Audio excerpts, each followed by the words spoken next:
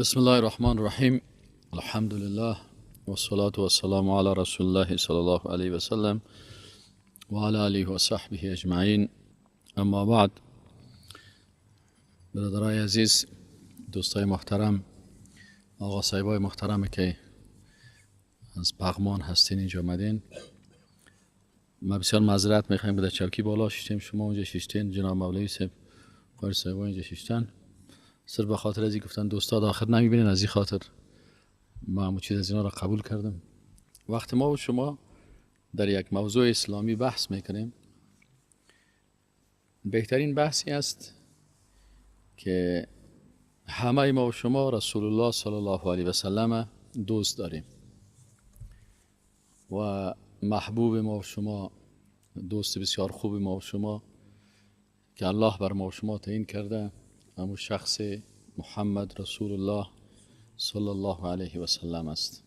وقتی یک کسی را ما و شما دوست خوب خود فکر کردیم، هر دوست برای دوست خود یک تحفه می داشته باشه. هر دوست برای دوست خود تحفه می داشته باشه. حال ما و شما از خود پرسان کنیم که رسول الله صلی الله علیه و سلم برای ما و شما چی تحفه داده است یا چی تحفه میده. ما چی تحفه میتونیم برای او بدیم. همیشه دوستی که میکنن، خصوصا جوانانه که دوستی میکنن، هر کس که دوستی میکنه برای دوست خود چی میده؟ به خاطر که زیاد خوش کنه برش تحفه میده. و وقت دوست بسیار دوست قوی باشه، باز او تحفه بسیار خوب بر انسان میته نسبت به دیگران. حال وقت ما و شما میگیم که رسول الله صلی الله علیه و سلم دوست ما بود، کدام تحفه بر ما داده است، گذاشته است؟ اگر گذاشته کدام تحفه هست؟ شاید بسیاری دوستا سر از این موضوعش فکر نکرده باشن که تحفه رسول الله صلی الله علیه و سلم بر ما چی بوده. رسول الله صلی الله علیه و سلم بر ما و شما دو تحفه بسیار بزرگ را گذاشته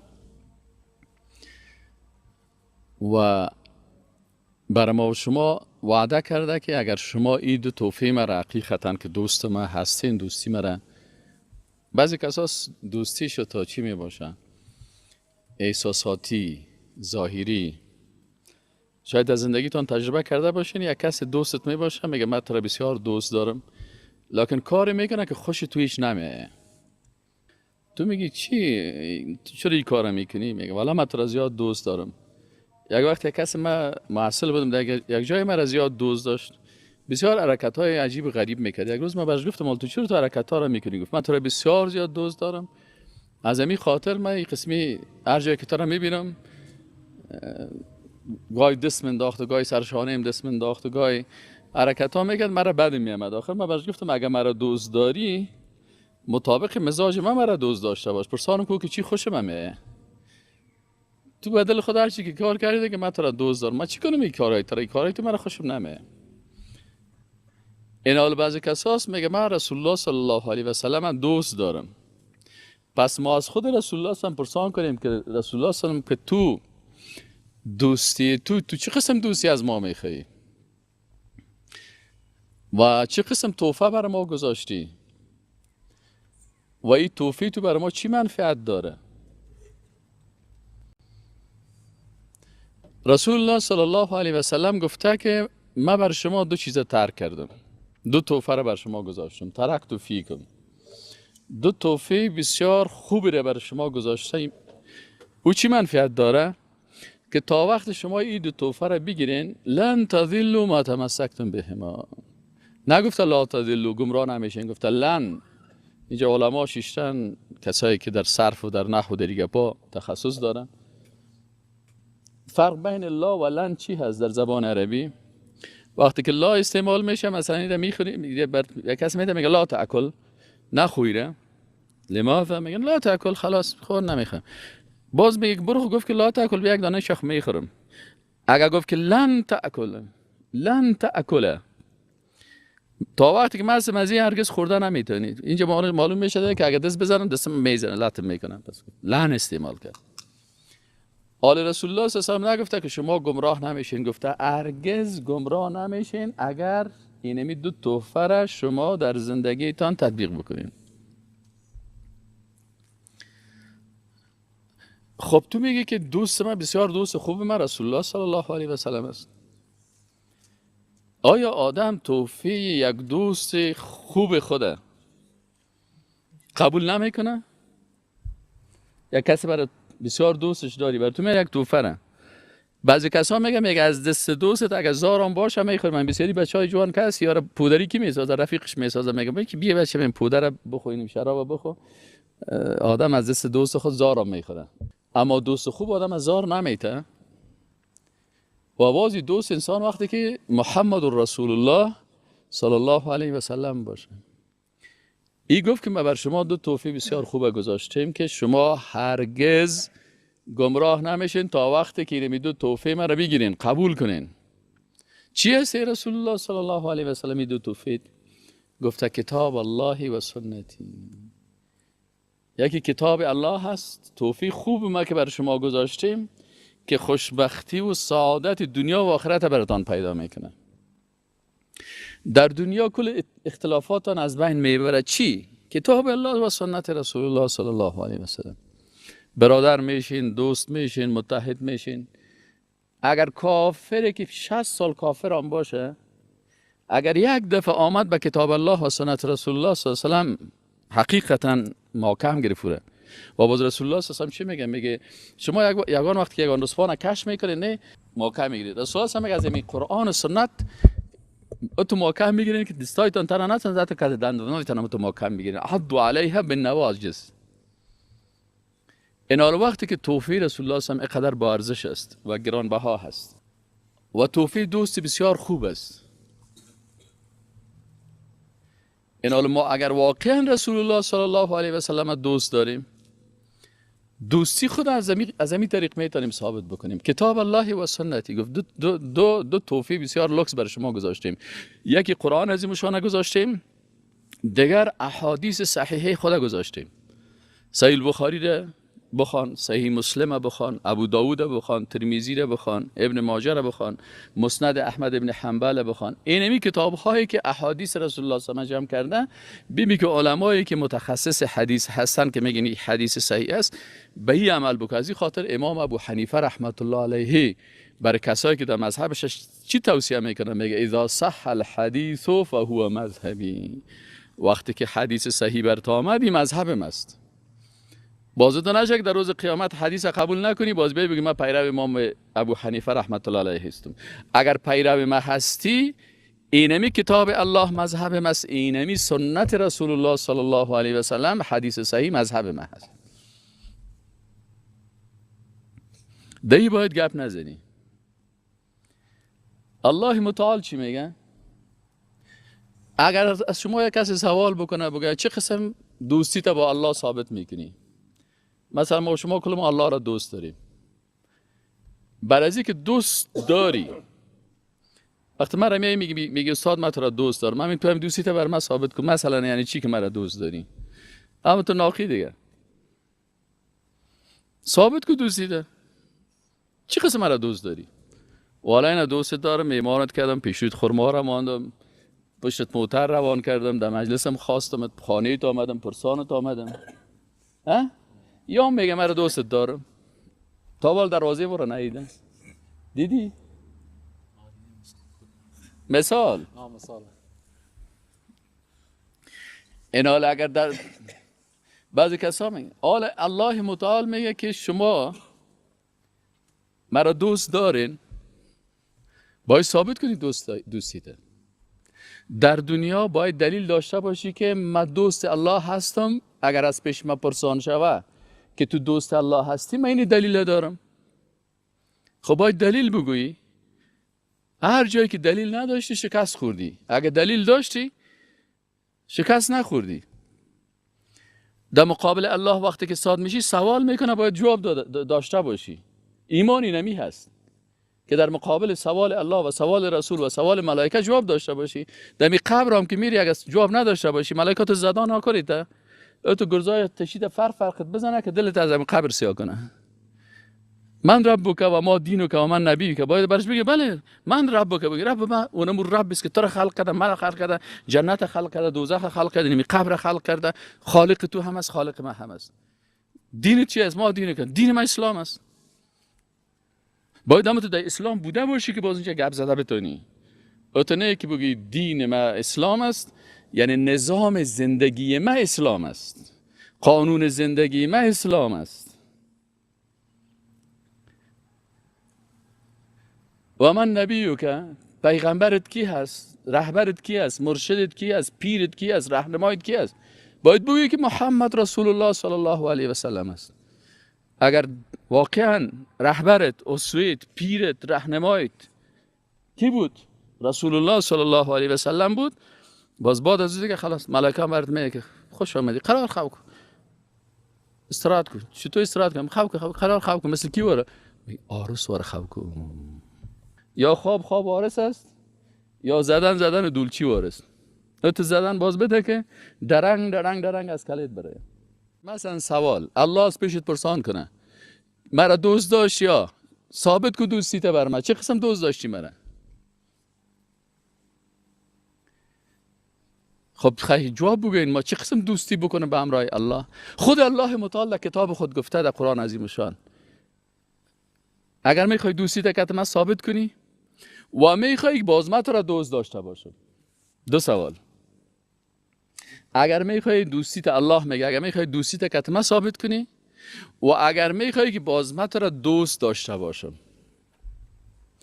امی دین شناسی قرآن شناسی که هست دیره بسیاری کسا بسیار ضعیف نمیفهمه. چیزایی رو شروع میکنه که تو ایران میمونه که حالا چی گفت چی نگفت چی استفاده کنم. اما موضوعات کلیدی و اساسی که ما به اون نیاز داریم الله متعال از من پرسان میکنه که آیا مرا دوست داشتی؟ بله ثابت کو چی؟ آیا میفهمی من تو را دوست دارم؟ باید بفهمی که من چی کنم که الله مرا دوست داشته باشه. کل ما میخوایم که الله دوست داشته باشه ما را، اما چی کنیم که الله ما را دوست داشته باشه؟ پس به کتاب الله رجوع میکنیم. چرا راهنمای ما کتاب الله هست. پیغمبر صلی الله علیه و آله گفته که بسیار خوب تحفه است. عالم پیش تحفه رسول الله صلی الله علیه و آله میبینیم که یا ای رسول الله صلی الله علیه و آله در کتاب الله در سنت رسول الله صلی الله علیه و آله این چی هست که الله ما را دوست داشته باشه و ما الله را دوست داشته باشم؟ الله متعال میگه قل بگو ای رسول الله صلی الله علیه و سلم به این پیروایت برای کسایی که اینجا هستن بر کلشان بفهمان. اگر در پغمان است، اگر در خوجه مسافر است، اگر در امریکا است، اگر در اروپا است، اگر در آسیا است، اگر عرب است، اگر عجم است، کسی که میگه من پیرو کتاب الله و سنت رسول الله صلی الله علیه و سلم هستم امت تو هست برشان اینی جمله را بفهمان که ان کنتم تحبون الله اگر شما حقیقتا الله را دوست دارین فتبعونی بیاین از مکه محمد رسول الله هستم صلی الله علیه و سلم از من متابعت بکنین. متابعت چی نمیگه؟ یعنی پشت من بین، از من که در پیش نرین، حتی در پالوی ما نرین. متابعت چی نمیگه؟ که او پیش باشه تو از پشتش بری. این متابعت میگه. اگر ایره در پالویت رفتی بازی موافقت است، اگر از او که در پیش رفتی مخالفت است. مخالفت نکو، سر گپ پیغمبر گپ نزن. اگر سر گپ پیغمبر گپ زدی مخالفت شد. اگر کت گپ پیغمبر تو هم خدا برابر ساختی موافقت شد. والا پیغمبر رو تو میگه ما هم تو میگم نه تو کی هستی که تو هم تو میگی؟ بگو آنچه که پیغمبر صلی الله علیه و میگه سمعنا و اطعنا غفرانک ربنا و الیک المصیر. سمعنا و شنیدیم. اصحاب رسول الله هم چرا به جنت بشارت داده شدن؟ چرا بشارت داده شدن؟ وقتی که رسول الله هم برشن گفت میگه سمعنا و اطعنا خلاص. وقتی که بر یک نفر گفتمش عمر میخست خلیفه مسلمان ها هست، چند لک نفر زیر دستش است، کابینه و وزرا و قماندان ها و کل چیز است. یک کس عادی میخیزه برش میگه که عمر تو چی فیصله کردی؟ میگه والا ما فیصله کردیم که همین مهر زنا کم باشه، یک زن برش میگه میخوای عمر، اینی میگه به تو که گفتی قرآن این تو میگه، قرآن میگه که اگر مهر زن یک کوت طلا هم باشه کس حق نداره که در اون مداخله بکنه. عمر رضی الله تعالی عنه آمنا و سلمنا، یاد ما رفته بود. او مردم این زن راست گفت، من غلط کردم. این رو میگه آمنا و سلمنا. آیا مترس مطابقت؟ این کنتم تحبون الله، اگر شما الله را دوست دارین از رسول الله صلی الله علیه و سلم متابعت بکنین. اگر از رسول الله متابعت کردین دوستیت با الله ثابت کردین. چرا؟ به خاطر از اینکه الله متعال این میره من حیث رهبر بر تو معرفی کرده، این میره راهنما، گفته این میره رسول ماست، این میره فرستاده ماست، این میره ما تربیت کردیم. تو میری میگی قلب فلانی شخص بسیار خوب پاک است، الله میگه از قلب محمد که قلب از او پاک است صلی الله علیه و سلم. این کسی که تو میگی قلبش بسیار پاک است، چی سند داری که قلب از او پاک است؟ اما قلب رسول الله صلی الله علیه و سلم الله پاک کرده برش، میگه که الم نشرح لک صدرک. پس از قلب پیغمبر که دیگه قلب خوبش میفهمه، الله میگه من قلبش برش پاک کردم، قطعه و زمزم پاک، صفا، حقد، کینه، بدبینی، کل چیز از قلب ازی پاک کردم.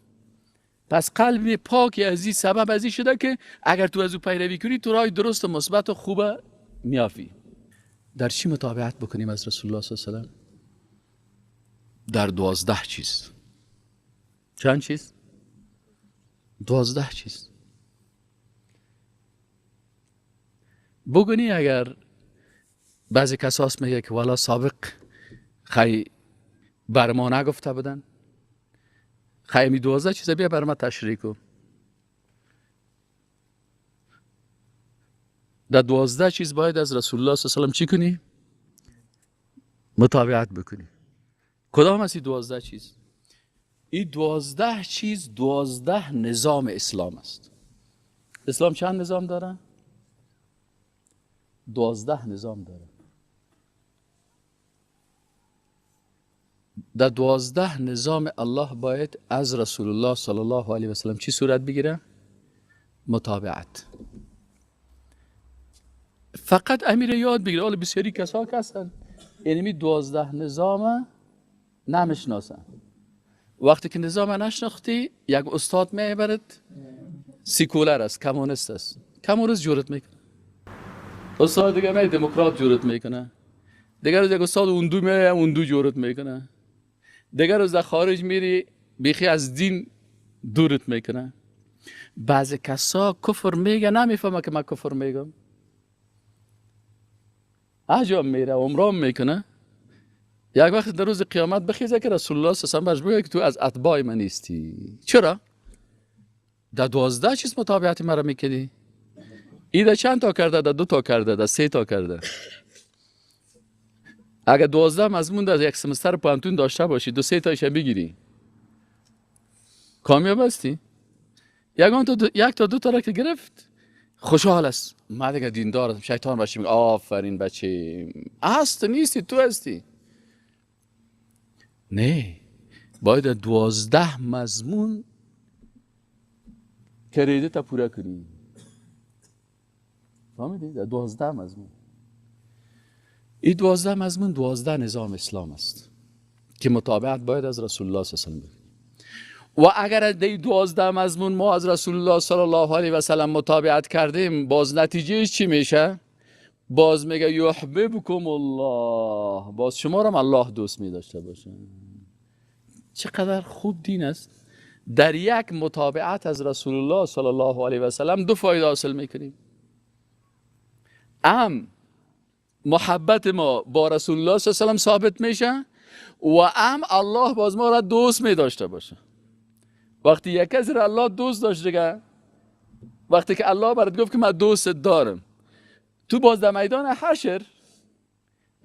حشر هر قسم مردم تکت تکشه و تو قرار ده اکثر در یک جایی که لوکس ششتی سیل میکنه که اونه فلای نفر اونه ترامپ سیکو تو بیا سیکو ترامپ اونه تو در زیر سایه عرش الله ششتی 7 طایفه مردم هستن کدام از اینمی 7 طایفه مردم؟ اینمی 7 طایفه مردم کسایی هستند که می 12 چیز از رسول الله صلی الله علیه و آله متابعت کرده، دوستی الله را حاصل کرده. در روز قیامت هم کس الله متعال میگه القارعه ما القارعه و ما ادراک ما القارعه. قارعه چی معنی؟ یعنی کوبنده که در فرق مردم زده میشه، تکت تکه میشه، هر کس سیل کنه که بیخی وضعیتش خراب است. القارعه ما القارعه، کوبنده، زننده. فهمیدی یا نه؟ کسایی که در کله خود گرز آتشی میخوره، کسی که در کله خود بکسار خورده، ملائکه هم تو سیلی یادی نیست دست ملائکه مثل دست ما و تو باشه. فهمیدی یا نه؟ اگر یک ملائکه یک سیلی بزنه یک نفره، او سیلی ملائکه با سیلی انسان واره نیست. او سیلی ملائکه درست مثل که پیش رسول الله صلی یک کس آمد گفت تو کی هستی؟ در وادی که پیغمبر صلی مردم آزار دادن.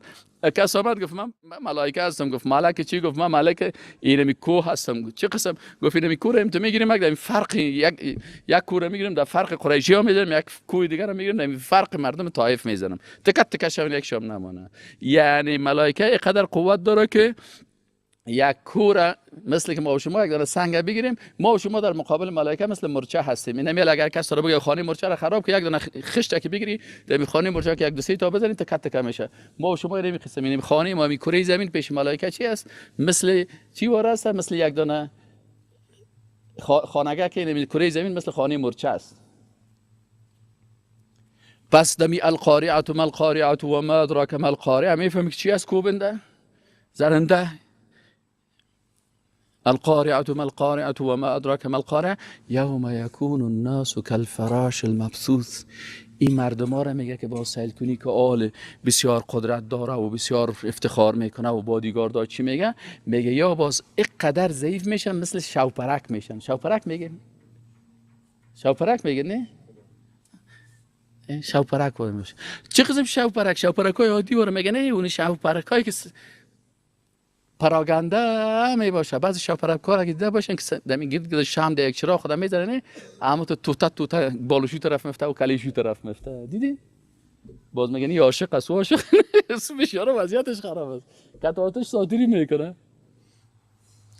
انسان ها را میگه نمی شاپرکی که در میگیره و در چقوریا میفته، انسان ها در روز قیامت مثل نمیارز کل فراشل، مانند پرنده های المبثوث. بس چی مانند پراگنده؟ اتونیست که کلش یک خیل باشه، یکی جو طرف افتاده، یک طرف او طرف افتاده، از یکی پاش نیست، از یکی کلش نیست، از یکی وضعیتش خراب است. چقدر سخت است یا الله. نه میگه این خود سخت خبر دشمنای الله هست. فاما من ثقلت موازینه، اما اگر کسی در ترازوی میزانش محبت الله و محبت رسول الله صلی الله علیه و سلم باشه، فهو فی عیشة راضیه. در روزی که مردم کوبیده میشه، این در اوت یک زندگی است که از زندگی خود راضی می باشه. قرار در زیر سایه عرش الله شیشته، آرام است، خوراکای خوبش، نوشابه های خوبش، زندگی خوبش، آرام، درد نیست، چیز نیست، قرار آرام است. سهل میکنه دیگران. و اما من خفت موازینه، اما باز کسی ترازوی میزانش کم شد. ترازوی میزان در چی پوره میشه و تکمیل میشه و لوکس می باشه؟ در محبت الله و رسولش. وقتی که در روز قیامت بخیزی و بفهمی که اونجا کلگی بگوید که اینی نفر است که دوست الله هست. چه قسم دوست الله است؟ اون در زیر سایه عرش الله برش چوکی گذاشته شده.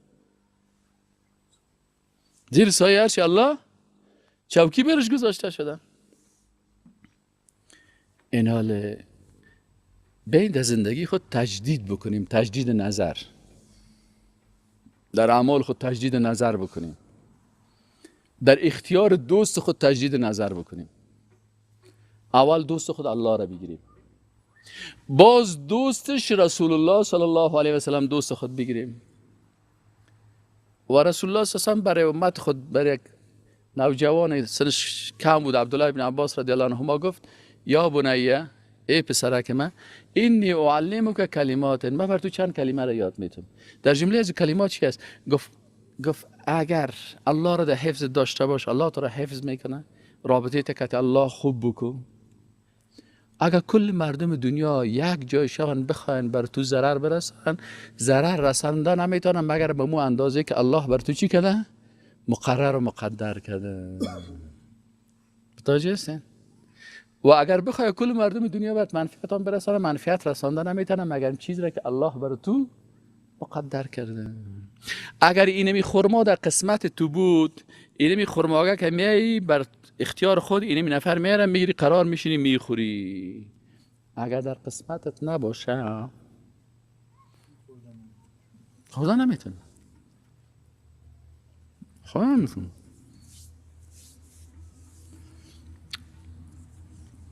اگر با دست مردم می بود خوی نمیال و سادایی وقت رفته بود آو برده بدش. یگان تا میره میگفت تو؟ نمیفتم من. تو کی هستی؟ نمیفتم کی هستم؟ تو رهبر خطرناک فلان و فلان هستی در جهان.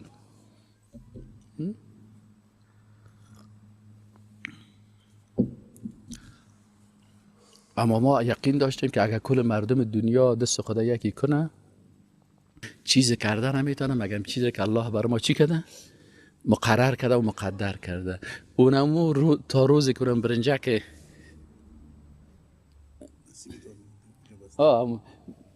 در هتل که ما را برده بدن در هتل تا وقتی که برنجا و کبابا برات ما مقرر بود خوردیم.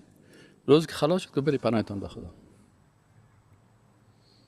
و با چشمت سهل میکنی، با چشمت سهل میکنی. در خوابتان متنمه میگی نه دیگه. یگان دفعه که میشیشتم دیگه باز ما برخوایم برو دیگه رفتی خلاص شد. یک وقتی دیگه ما در پغمان یک درزم سر چیز اندو بالا که رفتیم یک اولی شیشته بودیم و من گفتم باز ما بریم و باز پغمان بشینیم و باز میمانی پغمانی ها رو بخوریم و باز کتاز یا قصه بکنیم. رفت تو زمان بهار بود و تو بودی و عشق بود و امید بهار رفت و تو رفتی و هم هرچی بود گذشت. اما الله متعال بر ما نشان داد که نه، دو جوی که او رفته باز او میره. پس تو چیزی که الله میخواه کار الله را هیچ کس تغییر داده نمیتونه. باور به الله بکنین که بعضی اوقات مخلوق میخواه که انسان بسیار ذلیل بسازه، لکن وقتی که الله برت عزت بده باز مخلوق را ذلیل ساخته نمیتونه. که ما یک انگلیس میامد یگان دفعه گپ میزد. روز اول که ما رفتم دست خود قسمی گپ کرد. این کتی نوکه که دست خود تیر بر دست خود پیش کرد. بازو که یک ساعت ما برش گپ زدم باز خیز دو دسته بر ما دست داد. باز ما یک دسته برش دست دادم. من دو دسته دست نمیدادم، قسمی برش دست میدادم.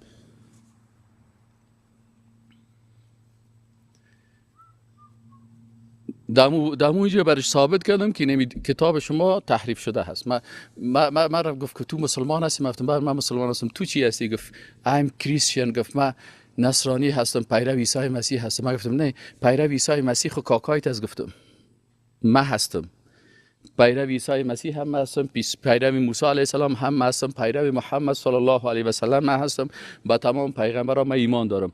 تو گفتم خودت فرعون، با بیت فرعون، با بکرانت فرعون، تو از لشکر فرعون هستی.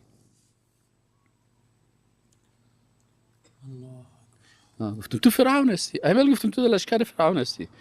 حال گفتیم منطقه وطن است یا وطن تو؟ گفت وطن تو. مفتم تو وطن ما آمدی خود مرا بندی کردی. مثل که فرعون. گفتم مردم دیگه در منطقهش نایمان بندیش میکرد. گفتم تو در لشکر فرعون هستی. ترامپ فرعون هست رست. تو گفتم که ترامپ آمدی. من مسلمان هستم. اونم قسم که عیسی مظلوم بود، اونم قسم که موسی علیه السلام سر فرعون ظلم میکرد، اونم قسم که محمد صلی الله علیه و ابو جهل از خانهش کشید، رفتم بارم شما کشیدین. پس من در راه پیغمبر هستم، تو در راه فرعون هستی. جواب نداشت.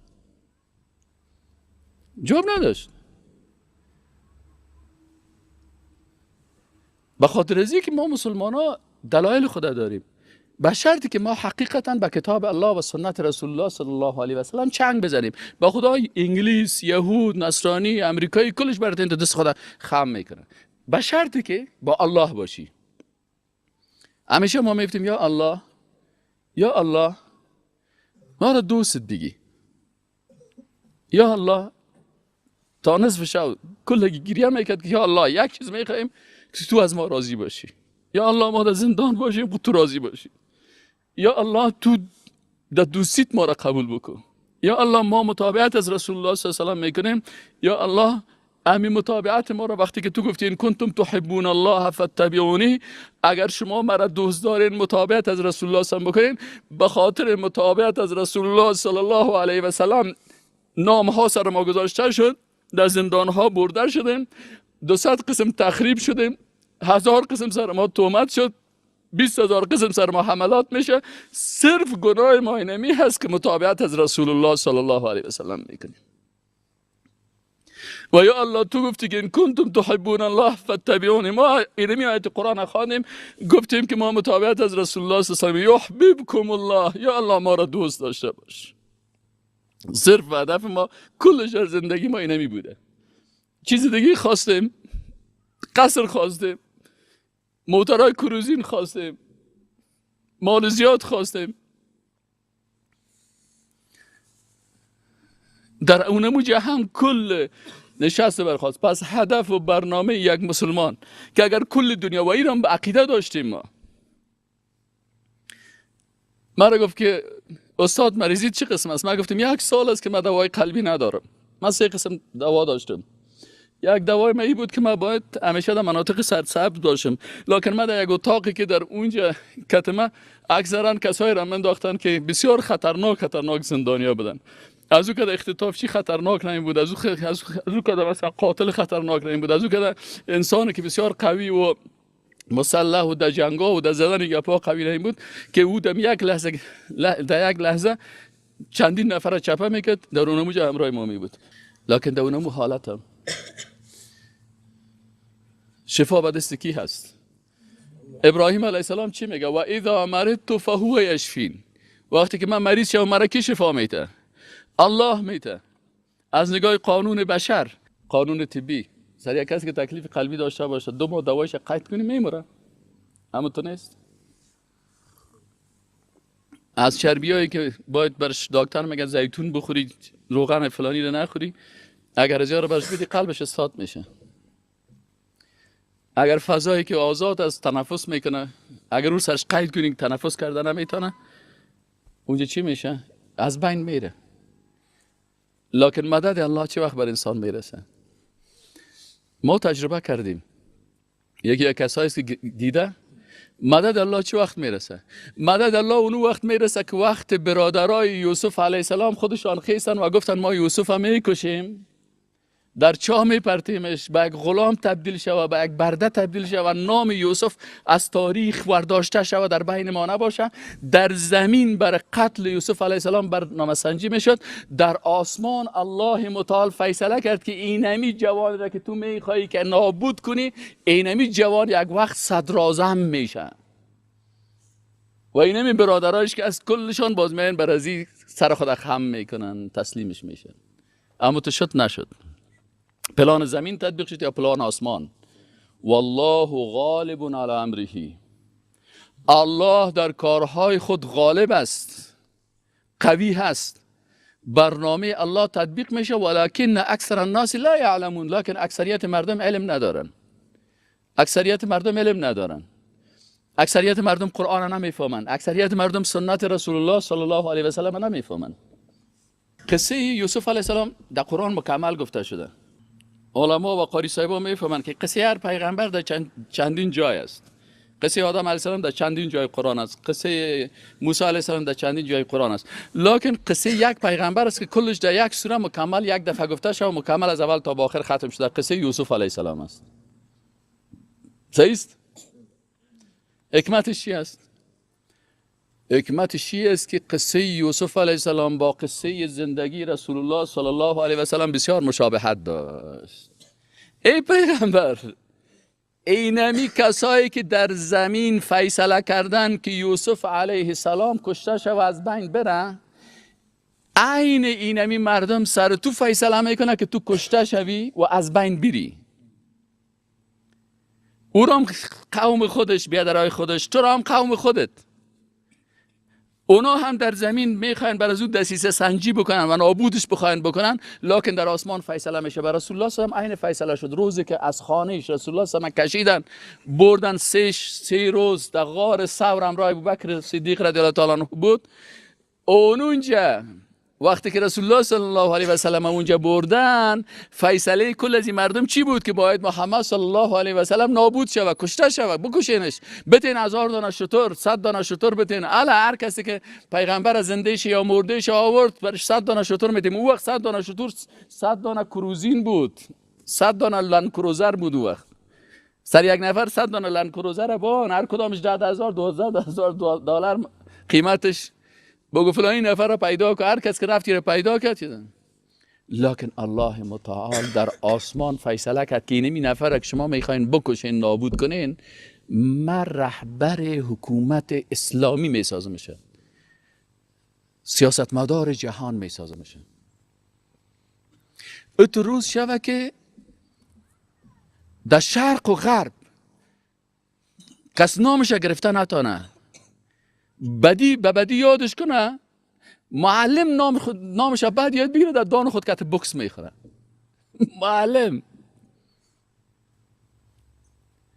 این حال چی است؟ عزت از جانب کی هست؟ از جانب الله هست.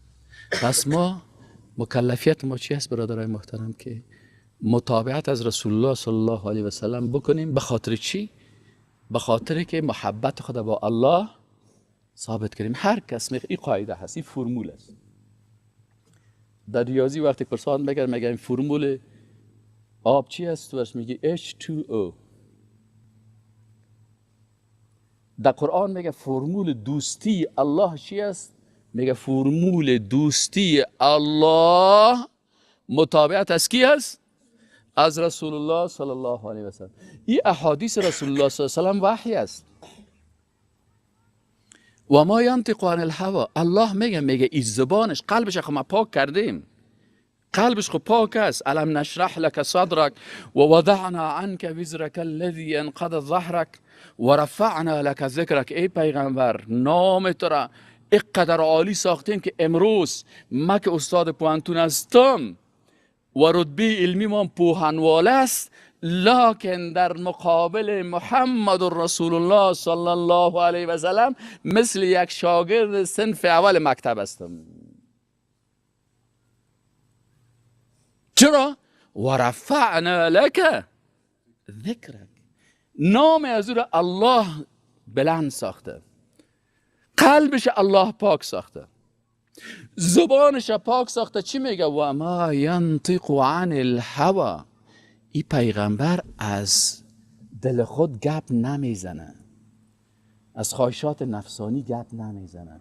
این هو ای احادیث را که ترا میگه علما، که کل علمای دنیا اجماع کردن، حنفی و شافعی و حنبلی و مالکی و سلفی و کلش اجماع کردن که اصح الکتب بعد کتاب الله صحیح البخاری.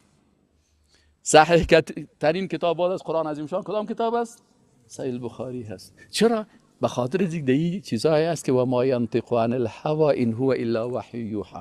اما قسم که به کتاب الله ارزش قرار میتی، به قرآن عظیم شان، اینمی قسم باید به احادیث رسول الله صلی الله علیه و سلم ارزش قائل باشی. از این خاطر علما میگه یکی وحی جلی هست، قرآن است، دیگهش وحی خفی هست که احادیث صحیحه رسول الله صلی الله علیه و سلم است. باید از هر دوی از تو چی کنیم؟ متابعت بکنیم. متابعت از چی میشه؟ سبب از این میشه که الله ثابت میکنه که واقعا من الله را دوست دارم. مرا یک کس بگه که چرا اینی کار میکنی، میگم یا الله من اینو به خاطر ازی کردم که در حدیث صحیح رسول الله صلی الله علیه و سلم دیدم. چرا عمل کردی؟ به خاطر محبت با تو، محبت با الله. خودت گفته بودی که اگر مرا دوست داری متابعت از کی بکن؟ از رسول. متابعت از استاد دایی نکن. استاد داییش کی است؟ فهمیدین؟ متابعت از رسول الله صلی الله علیه و سلم بکن. اگر متابعت کردی چی میشه؟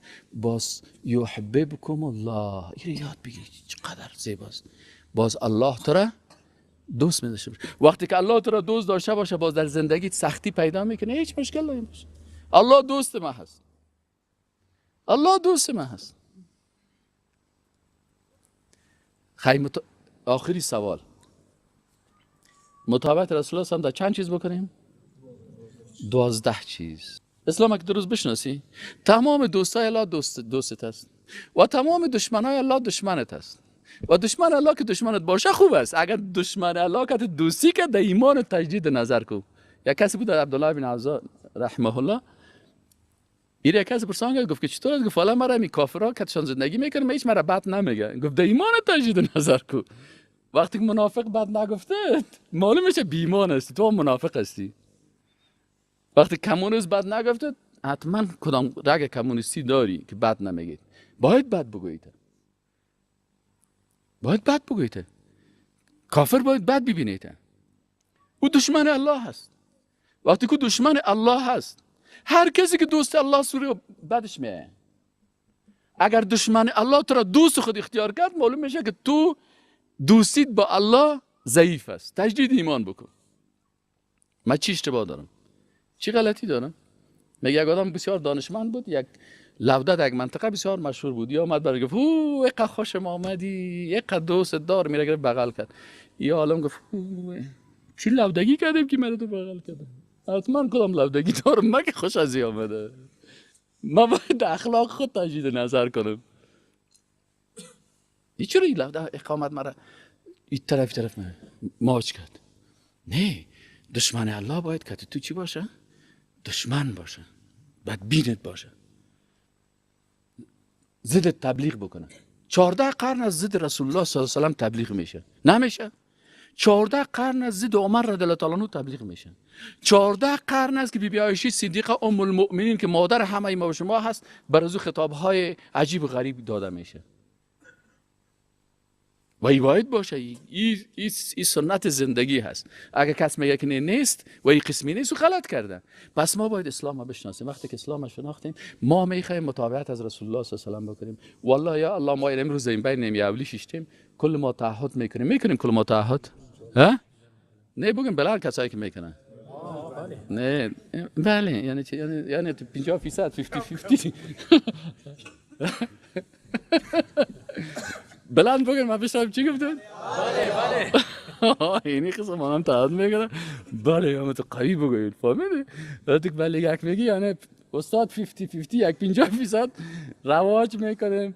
باز توی خود یک 50% ساز میارم، یک ذره میرقصم، یک قسمی میکنم، باز یک 50-20% مولوی صاحب میارم که همین کای من بسته کنه. بازی را میکنم. خب 12 چیزی که باید ما و شما از رسول الله صلی الله علیه و سلم مطابقت بکنیم.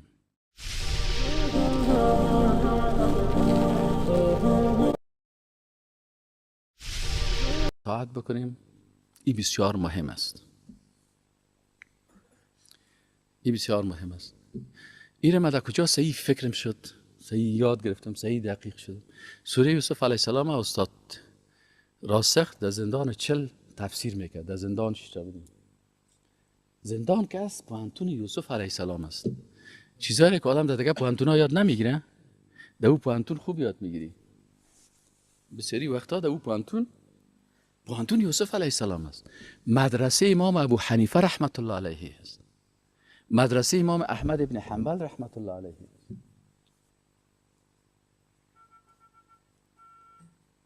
حالا بعضی کسا میگه من حنفی هستم. گفتم تو حنفی هستی یا من حنفی هستم؟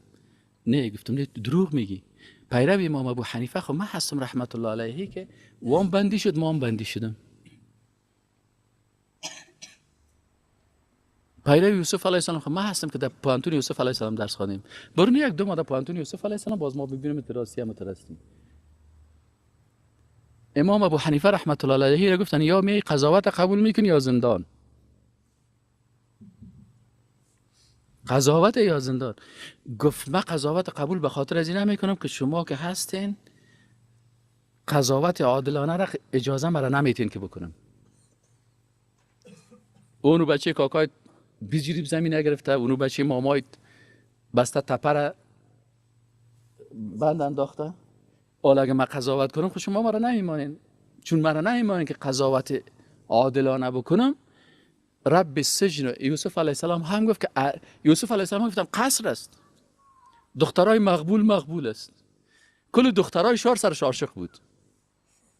تو خوشحال هستی که سر من کدام اگه دختر اکثر عاشق باشه 16 قسم قلبش رسم میکنی، قلب خدا برات رسم میکنی، بازو تیر خورده و چطور خورده. سر یوسف علیه السلام کل دخترها عاشق بودن. بسته چیزی که دخترای عادی هم نه، کلش دخترای میلیونرها، دخترای وزیرا، دخترای پادشاه و دختر فلانی و فلانی و فلانی، کل لذی زن پادشاه. دخترای خانه چی که این زن شویدار هم عاشق شده بود. خبر داری؟ زن شویدار. ها؟ لکن یوسف علیه السلام در قصر است، زندگی هست، امکانات است، کل چیز است. بخواین قصه پیغمبر را، دخترای مقبول، گوسفندای زنده کباب، رانای کباب، میوه ها رنگارنگ، زندگی هم در داخل قصر است. در مقابل کل این نعمت ها که خورده میره، برش میگه که یک فرمان الله را بشکنان، تو در قصر هستی. یوسف علیه السلام میگه که یا الله به خاطر که یک فرمان تو را نشکنانم، زندان برم خوب است. رب السجن و احب الی مما یدعوننی الی. یا الله زندان خوب است، من زندان اختیار دارم. یا الله مرا به زندان رای کن، از شر از نجات بده. نمیخوایم قصر، نمیخوایم چوکی، نمیخوایم گوسفندارا، نمیخوایم خوراک، میریم به زندان. و رفت چندین سال در زندان تیر کرد به خاطر که یک امر الله را نشکنانه. یک امر الله را نشکنانه. امام صاحب ابو حنیفه رحمت الله علیه به خاطر ازی که قضاوتش، پادشاه مسلمان است، خلیفه مسلمان ها هست، شریعت الله نافذ است، لکن بعضی از وزیرا و بعضی والیا و اترا که هستن در مسائل شخصی خود چی میکنن؟ فهمیدی؟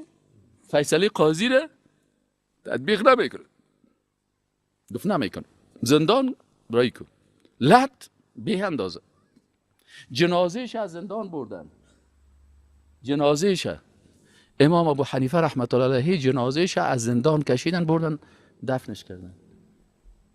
امام احمد ابن حنبل رحمت الله علیه با اندازه لط خورد دیگه. علما گفتن ما خیر است تقیه میکنیم، ما خیر است یک گپ همتون میگیم، ما خیر است یک کار میکنیم. امام احمد ابن حنبل رحمت الله علیه گفت من تقیه نمیکنم. یکی عزیمت است، یکی رخصت. رخصتی است که در بعض جاهای از رخصت کار میگیری. یکی عزیمت است، حزم قوی می داشته باشه. گفت عالم از رخصت استفاده کنه کل عوام الناس بیدین و کافر میشن. عالم باید عزیمت داشته باشه. حالا چی گفت؟ مثلا امیال ما میشه شیشتم نمیرم ما برم مثلا سبا خبر است نسبت وفات استاد عبدالظاهر دایی که مثلا فلانی امریکایا یا کافرا یا بیدینیا یا فلانی مثلا انفجار دادش دستش در یک کو افتاد و پایش در اونجا افتاد. یعنی چی تغییر آمده؟ دین الله کدام کمی نه.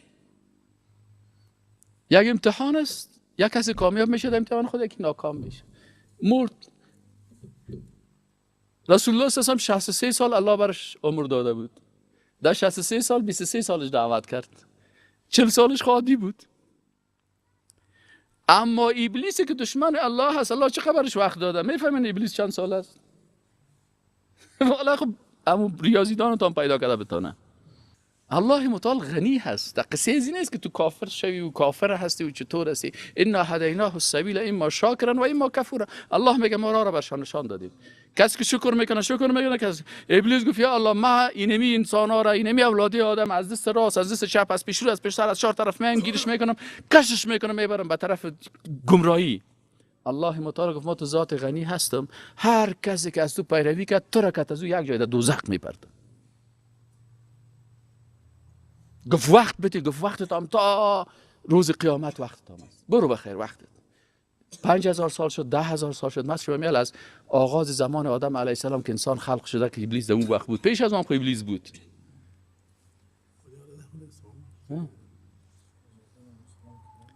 از آدم علیه السلام که اصلا اشکالار بود. اینا حساب که چند سال پیش بود و چند سال هم بعد بود. لکن الله متعال ذات غنی هست، در قصهش نشد. برو همین بر تو باشه. این حال ما و تو که میخوایم که پیرو محمد رسول الله صلی الله علیه و سلم باشیم، باید متابعت از رسول الله صلی الله علیه و سلم بکنیم. در چند چیز؟ 12 چیز. از شما جوانا پرسان میکنه، یک کافر می پرسان میکنه، میگه ببخش شما از رسول الله صلی الله علیه و سلم در چند چیز پیروی میکنین؟ شما برش باید بگوین که در 12 چیز. اگر گفتی میگه در کدام چیز از کتاب الله و سنت رسول الله، از هر دوش. این 12 چیز چی است؟ برش حساب میکنی. اول میگی برش که 12 نظام است. این قرآن کتاب کامل است. این کتاب کامل که قانون اساسی هست. قانون اساسی اسلام چی است؟ قرآن عظیم شان. این قرآن عظیم شان کی تشریح کرده؟ احادیث رسول الله صلی الله علیه و سلم. قانون اساسی گپ اول. تشریح قانون اساسی احادیث رسول الله صلی الله علیه و سلم. جغرافیای سیاسی که اهمی قرآن عظیم شان و احادیث رسول الله صلی الله علیه و سلم تطبیق شده. مدینه منوره، اصحاب رسول الله صلی الله علیه و سلم. ما از کجا پیداش کنیم؟ سیرت رسول الله صلی الله علیه و سلم. پس قانون اساسی که الله را اگه میخوای قرآن بخوان، شرح قانون اساسی الله را میخوانی احادیث رسول الله صلی الله علیه و سلم بخوان، تطبیق قانون الله را میخوای چی کو؟ سیرت رسول الله صلی الله علیه و سلم. ببینید که چه قسم اونها تطبیق کردن. در چند چیز تطبیق کردن؟ در 12 چیز. این 12 چیز کی بود؟ اول 12 قوانین است. این قوانین تشریعی الله میگن. اول نظام اعتقادی اسلام. نظام چی؟ اعتقادی اسلام اول. دوم نظام عبادات در اسلام. چی شد؟ نظام اعتقادی. دومش نظام عبادات. کم کم که کل ما یاد بگیریم. خب اولش نظام چی؟ اعتقادی. اعتقادیش معنی یعنی عقیده. قل هو الله احد الله الصمد. سیسنه عقیده هست. الله ذات یگانه هست. لم یلد ولم یولد ولم یکن له کفوا احد. و قضا ربک الا تعبدوا الا اياه. فیصله الله اینمی است که بغیر از الله کس دیگر عبادت نکن. این نظام اعتقادی. چندین آیت است. چند آیت در قرآن درباره عقیده باشه به نظرتان؟ القرآن و كله فی التوحید. کل قرآن درباره چی است؟ میخوای که وحدانیت الله را در 12 نظام تطبیق بکنی. کی گفته در کدام کتاب است؟ کس پرسان میگن در کدام کتاب است که القرآن كله فی التوحید؟ برش بگو که یک عالم حنفی هست، علامه ابن ابی العز حنفی رحمت الله علیه، یک کتاب داره. یک عالم حنفی است، شرح عقیده طحاویه، نه العقیده الطحاویه. این هم عالم حنفی است و این یک کس دیگه شرح کرده به نام شرح عقیده طحاویه. او از امام طحاوی است متنش، شرحش از علامه ابن ابی العز حنفی هست رحمت الله علیه. فهمیدین؟ این عالم چی میگه در کتاب خود؟ میگه القرآن كله فی التوحید. کل قرآن در چی است؟ در توحید است. توحید است. یک تا پرستی الله را باید عقیده کنی، عملا تطبیق کنی. این احکام چند بخش داشت؟ 12 داشت. اول چی بود؟ نظام اعتقادی اسلام. دومش نظام عبادات در اسلام است. این دو تا آسان است نه؟ سومش نظام اجتماعی اسلام است. نظام اجتماعی اسلام یعنی که حق مادر کی تعیین میکنه؟ الله. حق پدر کی تعیین میکنه؟ الله. در قرآن تعیین است نیست؟ و بالوالدین احسانا. حقوق زن کی تعیین میکنه؟ الله. سوره نساء میراث زن کی تعیین کرده؟ میراث خواهر کی تعیین کرده؟ الله. میراث دختر کی تعیین کرده؟ بعد از ما و شما مردا که باشه خولک خوب بتین. عربا هم نمیداد. وقتی که رسول الله صلی الله علیه و آله گفت اوه خبر نداره نه، یک پیغمبر آمده بر زن میراث میده. پیغمبر صلی الله علیه و آله گفت اگه شما مسلمان هستین باید نظام اجتماعی اسلامی نمی هست تطبیق بکن. پس این حقوقی، حق مرد، حق زن، حقوق طفل، حقوق بشر، حقوق خانواده، حقوق همسایه، حقوق انسان، کل از کجا هست؟ در قرآن عظیم شان. در کدام نظام؟ نظام اجتماعی اسلام. چهارمش چی است؟ نظام اخلاقی اسلام. چهارمش چی شد؟ نظام اخلاقی اسلام. چند تا شد؟ تو بیا 4 تا اینجا بگو. دی بگو. نظام اعتقادی، نظام عبادی، 2 اخلاقی و 3 اجتماعی. آفرین جزاک الله. صحیح شد نه؟ پس ما و شما 4 نظام چی کردیم؟ کم میگیم که در مغزتان بشینه. حداقل امروز که اومدین تو خونه شو بگیم والا دوستان نان خورد عیف پلاوک ما. نه خودم باید یک چیز خواهد از مجلس یاد میگم. خب 4 تا شد نه؟ خب پنجمش نظام سیاسی اسلام. چی؟ نظام سیاسی اسلام یعنی حکومت چه قسم جور کنیم، رهبری چه قسم اخلاق داشته باشه، چه قسم عقیده داشته باشه، در این حکومت کدام قانون تطبیق شود، چقدر وزیر داشته باشه، چقدر کدام کارا را اینا باید بکنن. صحیح شد نه؟ پس کانت بنو اسرائیل تسوسهم الانبیا. بنی اسرائیل کی سیاست میکرد؟ پیغمبران. در رأس سیاست اسلام کی است؟ پیغمبر. من اگر خارجی در پانتون تو را زیاد میگم باز که آمدن بازیگاه کتش بحث نمیکنه، باز بسیاری وقتا مرا میگن برو نموج کسی هست همی به نام استاد دایی میگن این کت تو هر چی که بگی جواب میگن. باز پیش ما که بسیاری وقت میگه oh professor don't leave the الابته میگه این سیاسته چرا no political in Islam چرا نیست؟ میگه سعی کن من برای دلیل میگم. او خارجی بر ما چی دلیل میگه؟ فهمیدی خارجی ها چی دلیل میگن؟ خارجی ها میگه اترا سایکو سیاست یک چیز مردار است. چی است؟ مردار است، دروغ است، فریب است، بازی دادن است. خود این نفر که وعده میته میفهمه که من همین مردم ها را گفتم که هر وقت که اگر ما به ما رای دادین برای هر کدامتان اینمی قسم یک دونه خوب خانه لکس جور میکنم حوزه هم داشته باشه. و این میفهمه که من دروغ میگم. صحیح نه؟ دروغ میگم. گفت این سیاست خود دروغ است، فریب است. شما چرا اسلام پاکتان است؟ اگه خارجی برای ما چه قسم تلقین میکنه؟ میگه اسلام is very good religion. بسیار دین خوب است. این دین خوبه با سیاست چتل گت نکو. اینو کی میگه؟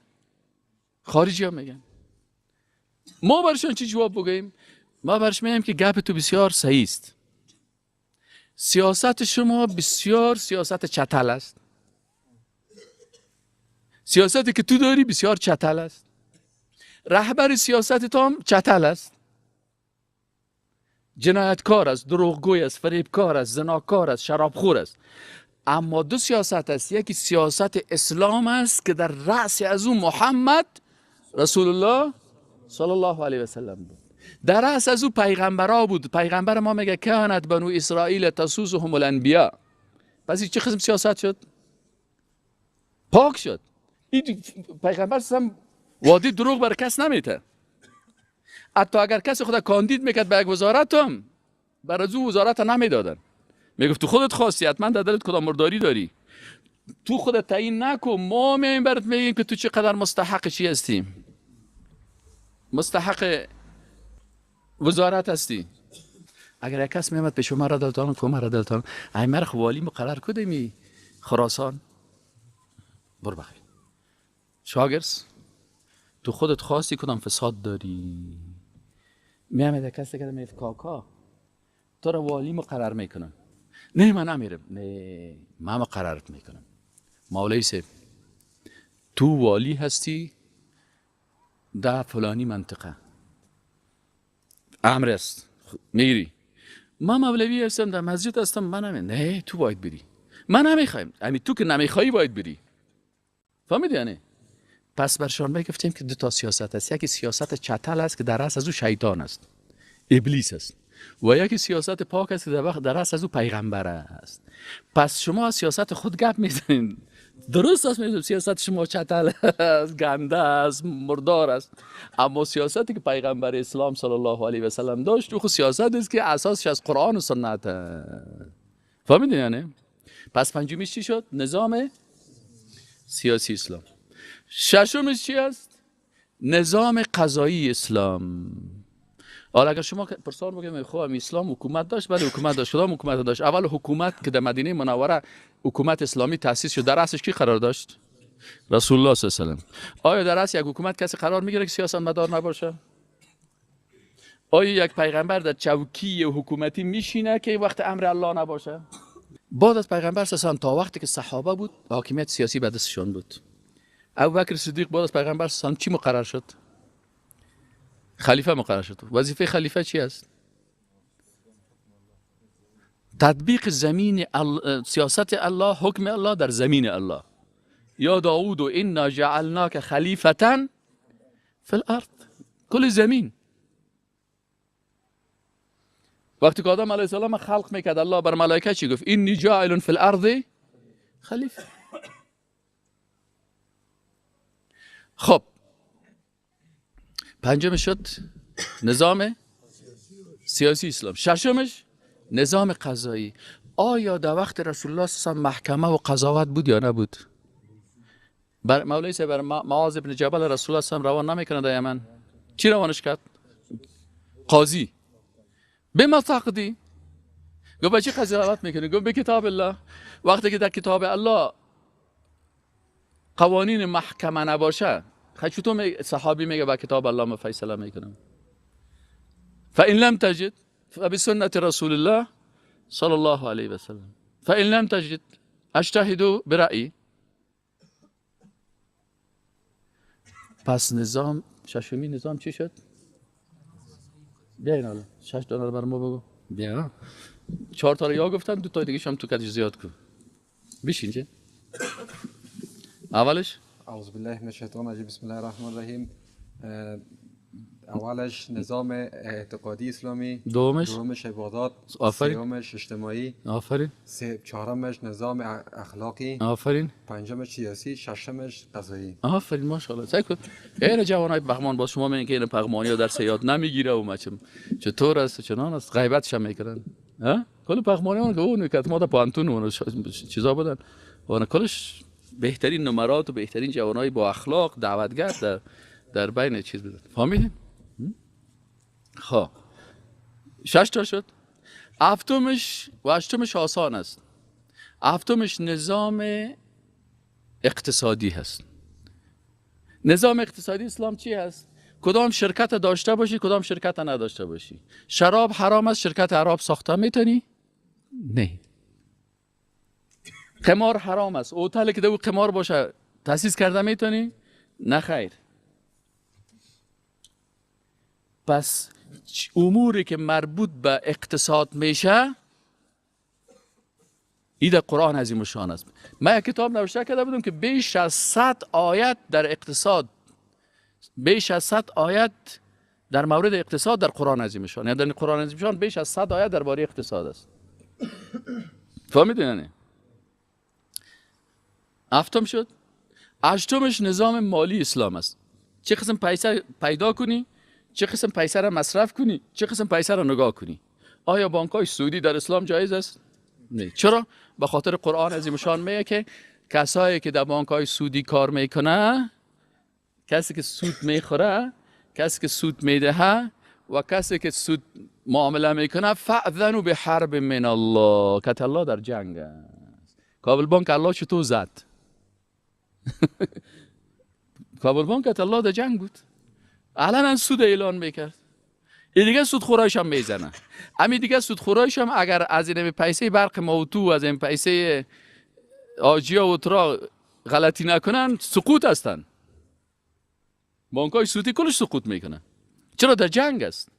کسی که در اون بانک سودی کامپیوتر کار آمد، در لعنت خداست، در لعنت الله. پیادهش هم در لعنت الله هست. پس نظام هشتمی چی شد؟ نظام مالی اسلام. بیاین حالا 8 نظام تو بگو. بسم الله الرحمن الرحیم.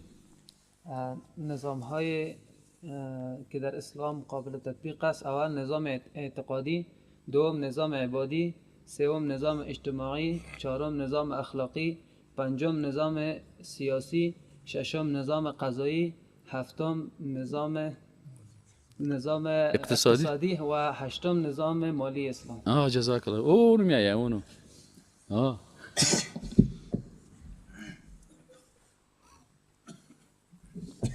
اینجا بشه. بسم الله الرحمن الرحیم. نظام‌های اقتصادی اسلام. نظام‌های اسلام. نظام‌های اسلام. اعتقادی نظام اعتقادی است. اول، دوم عبادی، سوم اجتماعی است. چهارم اخلاقی، پنجمش سیاسی، ششمش هم قضایی، هفتمش اقتصادی، هشتمش هم مالی. ماشاءالله جزاک الله. خب پس 8 نظامه یادی. خب نومش چی است؟ نومش نظام تعلیمی و تربیوی. فهمید یعنی؟ وزارت تعلیم و تربیه. نظام تعلیمی و تربیوی. تعلیم و تربیه. مرد چی بخوانه؟ سر مرد کدام امور فرض است؟ سر زن کدام علوم فرض است؟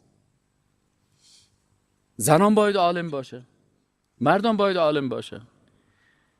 اگر ما میخوایم که دکتر زن داشته باشیم باید داشته باشیم. چرا؟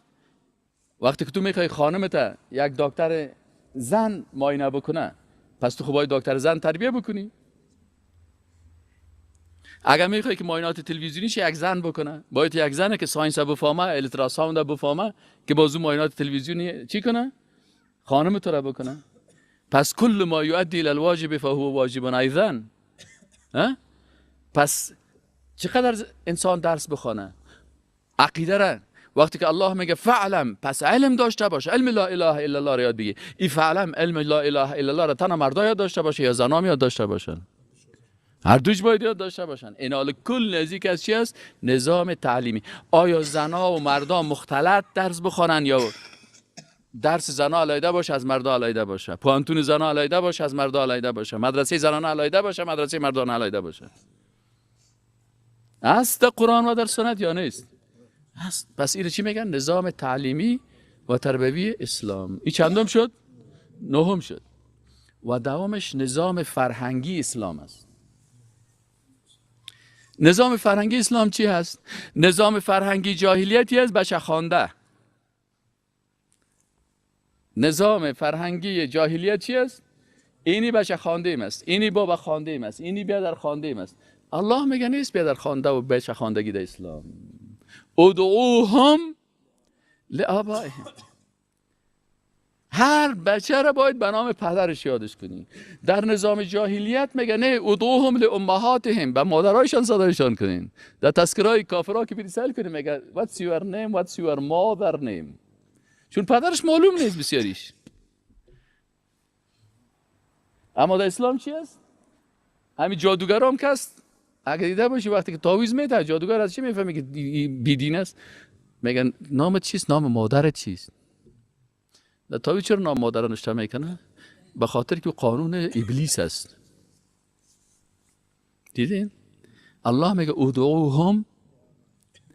این چرا به نام مادرت پرسان میکنه؟ چرا وقتی که پیش جادوگر بیری میگه تو اگه حلال زاده میبودی پیش من نمیامدی؟ پدرت معلوم نیست، از این خاطر نام مادرت بگو. دو میزنید نمیفهمی. بعضی کسا رو دو میزنن نمیفهمه. خب بازم بار خیر است دو بزنیش. یک انگلیس کدام کس خود وقت کرده یک انگلیس چیز داده بدن، خب مدال وزیر اکبر خان برش داده بدن. این بسیار خوشحالی میکرد. یک کس پیش ما آمد گفت فلانی انگلیس خوشحالی میکنه مدال وزیر اکبر خان داشت. من گفتم به انگلیس برو برش بگو تو بسیار لوده هستی. اینمی وزیر اکبر خان بابا کلانای تو را کشته و مردار کرده بود. اینمی وزیر اکبر خان همه تو بود نه؟ انگلیس کشته بود. از او خاطر گفتم نامش بلد. ای گفتم تو را کدام تا خواسته که تو را رشخند کنه. پس نومی چی شد؟ نظام نه نومش تعلیمی و تربیوی. دومش کی میتونه حالا به اختیار خود بیای بر ما بگویه؟ همه تو یک اون برادر بفرمایید.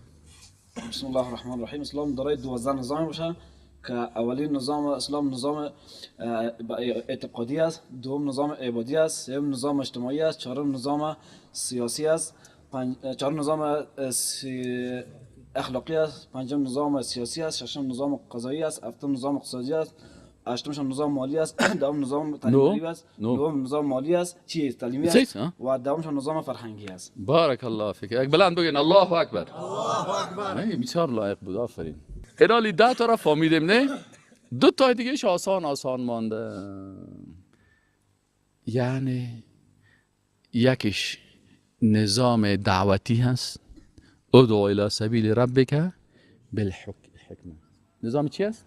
دعوت است. تو یک نفر میخوای دعوت بکنی، امیال ما که اینجا ما دعوت میکنیم نه، باید با دوستی محبت اول قلب مردم خوب بعد دست بیاری، بعد از برش دعوت بکنی. اگه نه که بگه یک جای ما رفته بیم ای بی نمازا، ای بی دینا. آخر من گفتم او خطیب صاحب، حالا تو که قدر میگه، حالا ما چرا دعوت میداریم؟ ما نماز آمدیم، بری گپای در بیرون بگو. ما آمدیم نماز، چرا تو میگه ای بی دینا، ای بی نماز؟ حالا ما نماز خوان هستیم، حالا تو چرا در مسجد؟ برو در کوچه استاد شو قسمی تبلیغ کن، در مسجد ما رو میگه ای مسلمانا، ای نماز خانه شیرین. ها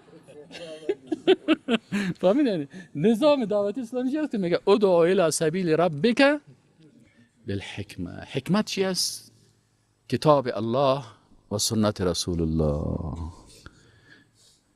به رسول الله هم کتاب داده شده بوده، حکمت داده شده. کتاب چی است؟ قرآن است و حکمت سنت رسول الله. پس تو مطابق کتاب الله و سنت رسول الله مردم دعوت بکن. هیچ کس را توهین نکن، تحقیر نکن. وقتی که دینی شش اینمی حالا والله ما کل شما را در قلب خود از خود کده بهتر میدانم، قسم به الله است. از کلتان کده ما گناهکارتر است. کلتان از ما کده به نظر خودم هر کدامتان 100 شن از ما کده خوب هستین. پس ما با این عقیده خود چرا کلمه بگویم که تو از مکه ضعیف معلوم شه؟ تو از مکه خوب هستی. این مولوی سه من یقین دارم 1000 چند به نظر من دیگه پیش الله چه قسمت است او رو نمیفهم، اما به نظر من 1000 چند از مکه خوب است، عالم دین است، حافظ قرآن است، مثل شما رو دوستا و ترا داره. ما خو غرق هستیم، ما را الله ببخشه. پس 11 نظامش چی شد؟ دعوتی. و 12مش نظام جهادی و عسکری هست که اگر چه قسم تو می جنگی با کی صلح میکنی، کدام مردم ها اهل جنگ است، کدامش دار حرب است، کدامش دار اسلام است، کجا تو جنگ میکنی، کجا جهاد میکنی، چه قسم باید بکنی، این کلش در کتاب الله و سنت رسول الله صلی الله علیه و سلم بیان شده. و ما باید از رسول الله هم دمی 12 چیز مطابق. این حال که کدام قهرمان ماست که میار 12 شب بگه ماشاءالله بیا هر کس که 12 نظام گفته تا مثلا امروز یاد گرفت ما میفهمیم که ماشاءالله این باز تا آخر عمر کت از این میمانه. فهمیدین؟ بسم الله الرحمن الرحیم. نظام های اسلامی 12 است: اعتقادی است، عبادی است، اجتماعی است، اخلاقی است و همچنان سیاسی، قضایی، اقتصادی، مالی، تربیتی، فرهنگی، دعوتی، جهادی. ماشاءالله جزاک الله خیر. دیگه او جناب حضرت قاری صاحب به ماشاءالله تو نیست که شما بگید بر ما نوست. یک جای ما رفتیم یک از دکترا داشت در شرایط برش همی 3 تعهد در کلمه را اگه فکرتان باشه یک توی بود از شما نگیدم توی که تشریح کردیم 3 تعهد با کلمه او رو گفتم دکتر صاحب وقت تو دکترا داری در شرایط گفت حالا استاد میره معمیال ما هم نویاد گرفته. بفرمایید. بسم الله الرحمن الرحیم. اسلام دارای 12 نظام است که عبارت از نظام اعتقادی، عبادی، اجتماعی، اخلاقی، سیاسی، قضایی، اقتصادی، مالی، تعلیمی، فرهنگی، دعوتی و جهادی. ماشاءالله جزاک الله. برای قاری صاحب یک بلند بگین الله اکبر. الله عزت نصیبش بکنه. این حال خلاصی کل درس میخوایم یک چیزی که کمه که پیشرفته براتون بگم که همین خوب همین درس براتون باشه. اصلا حاکمیت الله که است نه توحید، یکی توحید عبادت است، یکی توحید حاکمیت. توحید چند قسم است؟ یکی توحید عبادت است، یکی توحید حاکمیت است. توحید عبادت اصلا توحید خوب 6 قسم است. خمونتا من نمیتونم کلش تشریح کنم. 6 قسم توحید است. توحید ذات الله هست، توحید صفات الله هست، توحید افعال الله هست، توحید عبادت الله هست، توحید حاکمیت الله هست و توحید نام های الله هست. در توحید حاکمیت الله حاکمیت الله که اونجا حکومت الله هست، قانون شریعت الله هست، حکم الله هست. این دو بخش داره. چند بخش داره؟ یکی را حاکمیت تکوینی میگه، دیگهش حاکمیت تشریعی میگه. حاکمیت تکوینی چی مانا و حاکمیت تشریعی چی مانا؟ این را که کسی یاد بگیره، این بسیار برش دیگه در مغزش اسلام اما تو جا بجا میشه. حاکمیت تکوینی هست یعنی حکم الله در کل کائنات، در آفتاب، در مهتاب، در سیارات، در کهکشان ها، در جنت، در دوزخ، در ساختمان روی ما، در ساختمان روی تو، در چهره ما و تو، در قوم، کل از چی است؟ این حاکمیت تکوینی الله. در نباتات، در حیوانات، این کلش چی است؟ حاکمیت تکوینی الله است. یا کلش تسلیم حکم الله است. خواسته باشی یا نخواسته باشی، نمی قواره را الله برات داده. خوش داری یا نمی قواره تا خوش نداری. وقتی که جوان شدی ریش میکشی، خوش باشی یا نباشی، حاکمیت تکوینی الله است. نمی قسم فهمیدی یا نه؟ پس یکی حاکمیت تکوینی الله هست که در کل کائنات است. آفتاب نمی قسم است، خوش هستی نیستی نمی قسم آفتاب است. این حاکمیت تکوینی الله هست. فهمیدی؟ بخش دومش حاکمیت تشریعی هست، حاکمیت قانونی هست. در حاکمیت تکوینی ما تو صلاحیت نداریم، هیچ صلاحیت نداریم. خدا بکشی همین نمی آفتاب نمتر است، خدا بکشی هفت آسمان است، خدا بکشی جنت است، خدا بکشی دوزخ است. قبول داری یا نداری اونم مو حاصل به زور سر تطبیق میشن. این حاکمیت تکوینی میگه.